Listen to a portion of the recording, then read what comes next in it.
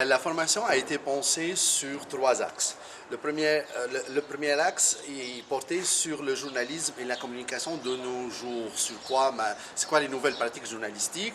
Le deuxième axe est reposé sur la définition du conflit, l'analyse, gestion et transformation du conflit en général. Troisième axe, comment pouvons-nous utiliser ces techniques de négociation et de gestion et transformation de contenu avec le journalisme. Et évidemment, on est parti pour faire des exercices pratiques, corriger des anciennes productions journalistiques et aussi élaborer une ébauche, ou laissez-moi vous dire, un brouillon d'un code d'éthique ou de code de conduite. La première des choses qui est extrêmement importante et que je trouve est déjà le porteur même du projet, c'est la volonté. Tout d'abord, on a commencé avec deux groupes de journalistes.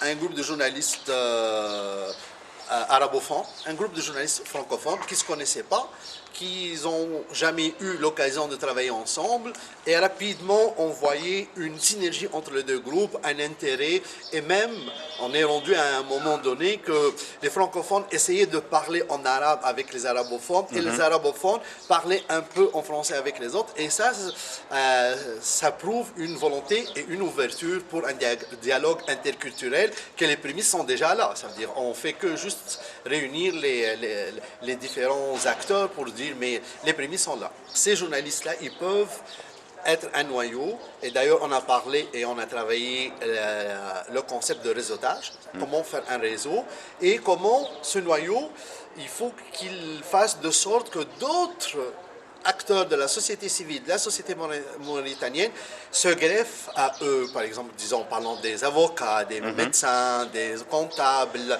ainsi de suite. Et du coup, eux, maintenant, il faut qu'ils lancent le noyau pour qu'ils deviennent une filigrane ou quelque chose dans la société. La base même d'une charte éditoriale, code de conduite, code d'éthique, la différence, c'est juste le plus important, c'est l'autorégulation. Les appellations diffèrent peu, mais le plus important, c'est le principe d'auto-régulation.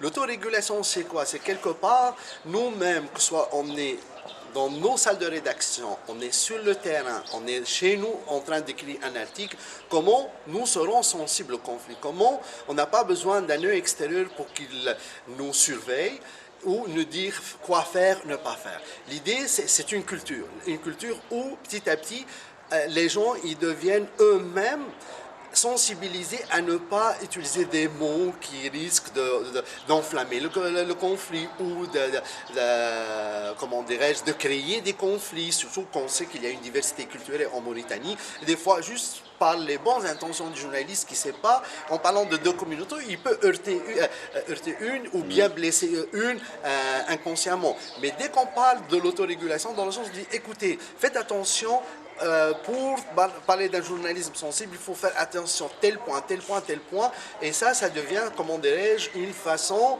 d'une autosurveillance. On n'a pas besoin de quelqu'un d'autre qui nous surveille de l'extérieur.